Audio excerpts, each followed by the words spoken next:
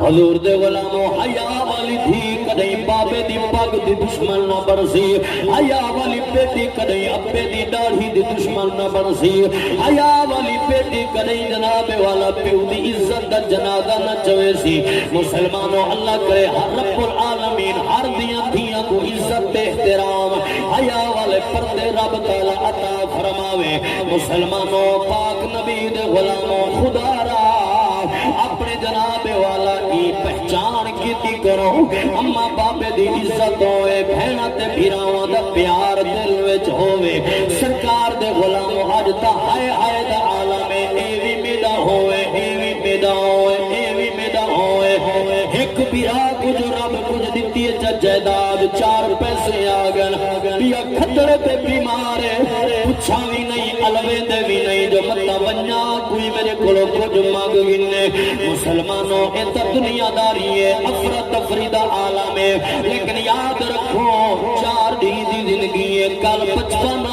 آج جوانی ہے، پھر بڑھے پا جدا موت آدھی ہے، اے نہیں دے دی کہ جوان ہے، اے نہیں دے دی کہ بڑھڑا ہے، اے نہیں دے دی جو کتنی طاقت دا مالک ہے۔ مسلمانوں ہی واسطے میں پڑھنا چاہنا، توجہ کرے سو آمات جدا مہمان تیریے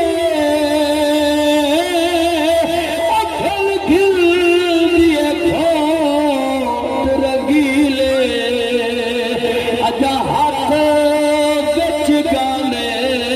موجود ہوندے تے پان ہوندے ہن پیلے کئی لال کنواری رول ہوئے دل نت ساڈے دن نیلے دانش رب ڈاڈھا بے نیاز جو ہے نہیں کم آدھے پیش وسیلے۔